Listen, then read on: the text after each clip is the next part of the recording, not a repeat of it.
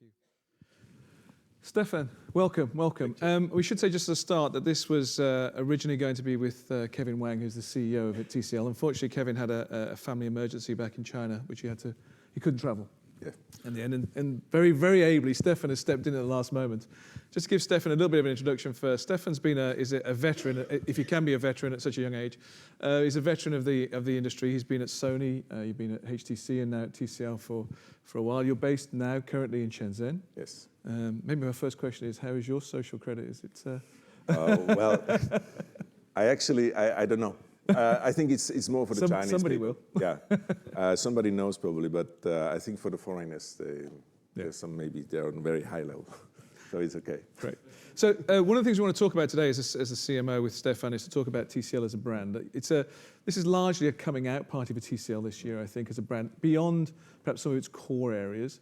For those of you who don't know, TCL is the #1 provider of TVs in the United States by brand. It's the #2 in the world, I think, now. Yes. By brand. So this is a company that goes far beyond perhaps the smartphones that we largely think about in our thing. Let's just talk a little about TCL as a business first, and then we'll get into some meat and potatoes, as they say. Okay. First of all, thanks for being here. And yeah, TCL is much more than just TVs. TV is our strongest division, and we are performing particularly strong in the US market, but also globally. But I think what TCL makes different compared to other Chinese companies is it's the only company that has such a large and wide consumer portfolio, similar to maybe some Korean companies. And this is something we want to build on a bigger picture and a bigger story on the long term. Right. So we see a lot of opportunities now. I think listening to this morning gives all the answers why we are doing it and why we're going to come to the market right now, because we see all these things of coming together, and we are a product company. We have our own manufacturing, we have our own technologies, we do our own displays and panels, we have all of this under control, and this gives us a great opportunity now to build a total ecosystem and bring, so to say, all the product divisions which we have under one umbrella and vertically connect these. TVs is something we are famous for. On the phone side, probably most of the people know us from Alcatel, BlackBerry, Palm, now hopefully soon TCL.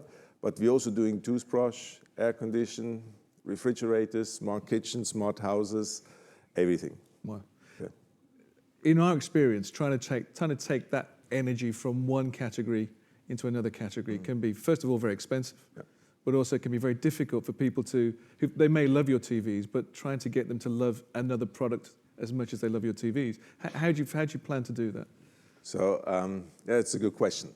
It is probably not so much the TV or the refrigerators or the air conditioners. So that's why we have just at IFA launched our first Tcl Smartphone.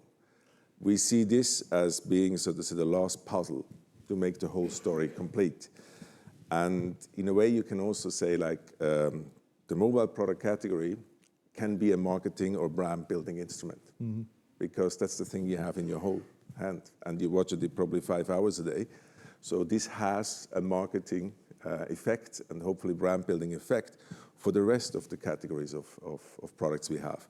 So that's why the mobile category and introducing, so to say, TCL as a brand is very, very important for us. Again, it's not for a short-term success. We are here for the long term, right. And we have planned it for this moment. It's not by coincidence that we just do it right now. It's because all of this, what we heard this morning, is coming to the market, and we as a company also are ready, that we feel like we can bring something new to the market. Okay, and I guess as part of that journey, you've made a huge investment into flexible display technology. Yeah. $5.5 billion, I think it is, something like that. In total, it's even more. Okay. It's even more. Yeah. So a couple of questions about flexible screens. I know we're in the early days. We're in the stone age of this. Flexible screens look to me like a great idea. In a smartphone market that I think has lost its way from a feature point of view, 5G will help us. Yeah. Flexible screens seems to be the way that lots are going to find just something to talk about again. Yeah. But what's the point of a flexible screen? Where does it take us? What do we use it for that we don't currently use things for? Oh, very simple. I mean, all of us want to have large screens, small products. Right. As simple as that. And the things, what we heard this morning as well, broadcasting, most of this content what we will consume, which we will create, will be on a display. in the future. But none of us wants to run around with, the 110-inch displays, as you mentioned as well. So having the ability to more or less break out of what we call this black box, which for the last 8 or 10 years, if you look at your phones, you all have the same phone. Some have a bit more cameras, some a bit less, some a bit more. But that's it. You've just wiped out marketing in the whole of the industry, by the way. But in a way, that's it. It was not really possible to do real product form factor innovation or hardware innovation in the last 10 years. And having this ability now to create, again, new product form factors, it was a fun time with the feature phones. I don't know which phone you had, clamshell, sliders, all kind of different products. Everybody had a different product. Today, we have all the same. Right. And I think this, and it's not just making a small product large display, it's also making a large display small, or it's what we said is like glasses or wearable products. There's lots of challenges in this. And this is where we see the opportunity where TCL, with being such a pioneer in display manufacturing and display technology, this is where we see the opportunity to bring something new to the market. And do you see it in other categories then? I mean, obviously not just smartphones. You see it used, the flexible technology being used in other categories. I know there's a photograph I think Ben talked about earlier where he had wearables and things. You mentioned that. Yeah. Any product that has a display. Right. It can go that far that you take your TV and fold it together and take it in your pocket. That can be the future. But this is what we're doing right now. And I can tell you, like our engineers, they have a lot of fun these days. We don't have the ambition to be first to the market. We have the ambition to bring a meaningful user experience to the market. And it needs to be mature. And it needs to be affordable, because TCL as a brand has the philosophy that we bring, so to say, technologies into affordable segment that hopefully everybody can access it. But there's a lot of challenges you need to do. And we have probably in-house, we have 50 different form factors already, which we are looking at and testing. And if we actually put them on a table and ask consumers or our customers, everybody wants to have something different. Right. This is like, oh, wow, what should we do? Actually, it's great because we can do, again, different products, Right. And we can create, again, different use cases for consumers, something which we maybe are not thinking today a lot. And simple things like, why do we, if we have a dinner appointment, why do we bring our huge phones, Could it be something smaller, or could it be a display which I wear on my wrist, or the glasses and things like this? So there's a lot of opportunities coming where we can create multiple different products, and we believe, like in the future, that people will have, again, more products than just one single smartphone with IoT and everything. So when realistically do we think we'll see these flexible, I think Plex is the brand you're using in your products. When do you expect to see that becoming a more mainstream technology? Is it 2 years, 3? Because it doesn't feel like it's a closed technology. You see the journey that Samsung have had to go through, and they have a deep technology background in this. Yeah. So what are the challenges for flexible displays? So there is a number of challenges which you have to do. So first of all, you need to have a display which is foldable, right? And you need to make it that it's closing completely. With that, there is a mechanical part of it. The hinge is probably the most important thing. Right. Because you want to have it robust and stable, but also you want to have a completely free stop, right? Yes. In any position. It needs to be all this kind of, this is a lot of, in a way, like a watch, okay? It's a lot of fine mechanics and engineering in here that makes this a good use case. So you have the display, you have the mechanics, and probably the biggest challenge which the industry still has is the user experience. Right. With the apps, all the apps we love. And to give you a good example maybe is, if you have Facebook open or WhatsApp open, what happens if you close the device and you have an outside display? What happens, Or if you have a display which you can wrap around your wrist, but you only see that part. Right. How does Google know? Yeah. Or Android know, I'm just looking at this part, so I cannot do like this, right? So these kind of things, we need to work a lot with, obviously, Google, but also with all the app developers to find a good way that there is meaningful experiences. Because just having a foldable display and then the apps behave strange or it's a bad experience, that will disappoint consumers. And so roughly when do you think? We believe, so we will see probably from TCL the first smartphone or something, or a mobile product with some foldable flexible display next year, 2020. Okay. Right. We are looking at many, many different ways. We are here a bit more for the long run. It's not like being first.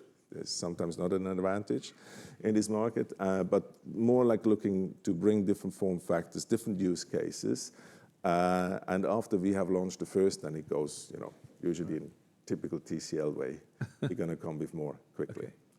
Let's just move on a little bit and talk a little bit about some of the China experience that you have. Clearly, in our predictions, and I think to the world more generally, China is clearly an engine for much of our technology world that we see over the next 2 or 3 years. Yeah.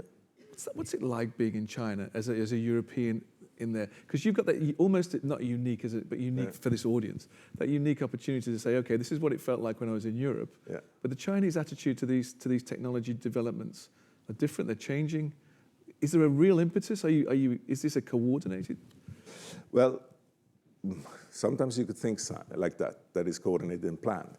There is a couple of advantages in China, which is like it's a huge country. It's one language, it's one country, one currency, one banking system. Rolling out something on new technology goes much, much quicker than in fragmented markets where you have different languages, different banking, different tax system, all of that.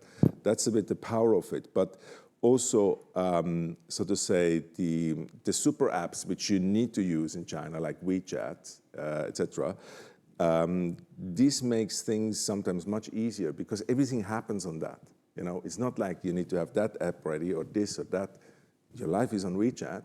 I pay my rent with WeChat. So this is everything is already happening. And one of the big things in China, what is the case is like 70% of the today's smartphone users, they have never seen internet on a PC or any other device. So overnight, you give them a smartphone, and boom, here they are in the internet. Right. So this is their first screen, first device, and you see them like that 24 hours. This is what they're doing. With that, you see, of course, a number of the things which maybe is a bit more scary for us Western about surveillance and face recognition. On the other side, living there is, and you feel that particularly every time you get back into China, it's immediately you feel safe. Okay. So as long as you don't do anything bad. What they say is bad. Whatever, yeah. But this is really, you feel it. Yes. It's because there is a lot of surveillance, definitely, and it's maybe not so much in our culture, but it comes to the point you can drop your wallet. They come and pick it up and bring it to you, because if you do something bad, you get catched. Okay. No chance. But in the technology element, do you feel that there's a direction coming, a central direction? Because the impression we get external to China, I think, is that 5G is a coordinated thing. I mean, clearly the launch is coordinated. Clearly there is an agenda behind 5G to become to move China from being a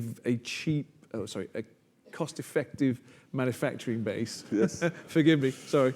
For being a cost-effective manufacturing base to being a technology leader across a variety of things. And 5G and AI are cornerstones of that political deployment. Do you sense that in your day-to-day work, or are you targeted on that? Do you feel that? Yeah. This is definitely the prediction you did about AI, the power of AI in combination with 5G. Then TCL being, of course, a hardware manufacturing company, bringing IoT into it. This is coming from the top, right. And this is seen as being building economical strengths, and this is seen as being an advantage for the whole country. Right. So yes, companies in this area, AI, 5G, but also IoT or all the hardware, they are supported by the government, and this is a big plan, yeah. And so the kind of things that are going on at the moment, we don't need to go into them because I think everybody understands. They're reading Google every day. Is that affecting the TCL business at all in any way or shape at the moment? And if it isn't, why isn't it affecting you? Yeah, it's not really affecting us except maybe the tariffs which are up there, which is affecting everybody. Okay. Which anyhow, at the end of the day, is coming to the consumer, which is bad. But TCL is in that sense not really targeted for that because we're just doing consumer products. Right. So we don't have any chipsets, no infrastructure. We don't do really software as such. And in that sense, we are, the nice guys and doing nice consumer products, which is, and we are in that sense happy, of course, but it's part of how we have our strategy that we don't really are a target right now. And the things that Marina was talking about, where she sees this world where there's almost this is a strong word, maybe I won't use that word. So we see this big separation of two big, kind of the rest of the world and China. Do you sense that? Do you feel that that's a mood inside China? And the way that, I'm talking about the distribution channels, not politics, the way that people act. Do you feel that's a... Not really. Okay. Not really as a mentality of the Chinese people. This just comes up if they get attacked, right? As all the nations, they start to behave, or the people start to behave a bit more patriotic. Before, not at all. Right. This is China, and everybody says it as well, from the leaders, is very much, we are looking at, being international, and we are looking at global partnerships and all of this. It's not like closing in on China. But of course, they defend themselves if they feel like they get attacked. Of course, yeah. of course. So TCL, new products, big brands. How's it going to work for you going outside now? How does the brand rollout work for you? Yeah, so we are very much at the beginning, of course. And we have, what we're planning in our strategy is, obviously, we are not completely new to the market. So we have our customer relationship, we have our offices, we have our logistics, everything. TCL is present in 160 countries in the world. So, of course, now adding a new brand into the smartphone space is challenging enough, but it helps us that we can build on an existing infrastructure and backbone, and we have the technologies, we know how to manufacture, we have, since many, many years, strong relationship with also all the top carriers in the world. This is an advantage, but also what we are here is not for the short run, okay? So we are not looking for a short-term success. It is a long-term thing because it's bigger than just a smartphone. Right. It's the entire ecosystem which we want to bring. And that's why we have a strategy which we call like AI times IoT. This vertical integration, this total ecosystem is something that should also differentiate us versus the other Chinese manufacturers. And we have a lot of things to bring to the markets. Right. And it's more of maybe a little bit untypical Chinese way, like a longer-term strategy, and not just looking at the next year, how to do this. And so, I mean, others have tried this. Lenovo is perhaps a very good example. But there's what we would think of as the newer brands, but still very powerful brands, the Oppos, the Xiaomis, the Vivos, and others. What makes TCL different in this? What do you feel makes it different compared to those new entrants or potential new entrants? I think what is really the big difference is the wide product portfolio that we have. The other brands, they probably need to build their brand within the smartphone category, okay? And then they try to extend a little bit. But we have different ways how to do this, and we can tell a bigger story. And I think there is a famous Korean company who has written the road book, right? Yes. How to do this. There's a few of them here, actually. Yeah. And I think this you see like that the phone as such is just so important in this whole go-to-market strategy. It will help also the other product categories to build the brand there. But then it's just, you have a wider business. You are in the different channels. Your products are in all the channels across. And this is a bit what we're trying to build. But we really want to do this step by step. Right. And not just go everywhere and then fail. It really is focused and want to make it a success, and then we go to the next one. So let's just move on to 5G. Yep. You don't have a 5G phone currently, I think. I know you've talked about the 5G coming sometime next year. What are your plans for 5G? Where do you see the price points on 5G coming? Because you clearly have ambitions. It's your modus operandi for TCL and your other brands to hit price points that are more appropriate. I mean, we're seeing currently $1,000, $1,500 phones, $1,000 phones, let's say, for 5G. Where do you see the price points coming? Cristiano talked about this morning. Perhaps you could just talk about, you're actually making them, so you can tell us more about it. So this is it comes fast. But this is one of the challenges why we feel like right now is the right time to introduce TCL brand, because in an Alcatel phone, probably it will come a little bit later, on that price points. If you would introduce 5G on a BlackBerry device, I don't see the point if you get your emails faster, right? Okay. It's not the entertainment proposition. So what we have today is we're already selling. We have commercial 5G products. They're in China, not a phone. It's a CPE, but we're working close with China Mobile. And we're just opening now R&D centers together with the Chinese carriers. And we're going to see 5G coming also next year. Okay, and we believe we want to bring this as well into affordable price segments. We do not believe that we have the brands, but also that it doesn't need to be on this high price level. We are more like, our strategy is more like bring this into affordable segments, make it available for all the consumers, and you will see this probably in the mid of next year, starting in different products. We have today as well a more expensive product, which is an 8K huge TV with a built-in 5G module. Okay. So it doesn't need to be always mobile. Yes. But the good thing is about, we have the technology like 5G, and then we can really think about and have a lot of fun where to apply it and where it makes sense. I'm not sure if there will be refrigerators soon, yes, but maybe, in the future as well. And this is a bit where we see a lot of the efficiency, like having technologies, 5G, AI, flexible displays, and then apply this to the different products and categories. What's affordable? What do you mean by affordable? Because I think it means different things to different people as a price point. I think everything below $600, $500 okay. for the people. In the middle of next year? Yeah. Okay. Well, that's a very good place to finish this discussion. Yeah. And thank you so much, Stefan. We really appreciate your time. Thank you. Thank you for standing in at such short notice. We appreciate it. Kevin has promised that he'll be here next year. Yes, so he apologized that it's short notice. That's okay. Thank you very much indeed. Thank you very much. We're going to break for lunch. Just before we do, can I just remind you of a couple of things, please? First of all, thank you. The predictions, if you want to win one of those very good TVs we're talking about, please think about your predictions and put those up, and I'll put those at the end of the year. We're back in here at 2 o'clock when I'll be talking to Olaf Swante. This has been a great time, and we've already spoken to Christiana. Don't miss Olaf. He's always great fun, and he'll be on for about 40 minutes, and then he's actually rushing straight back off. He's got to go straight back to Switzerland. So look forward to seeing you at 2 o'clock. Thank you so much. Thank you. Thank you.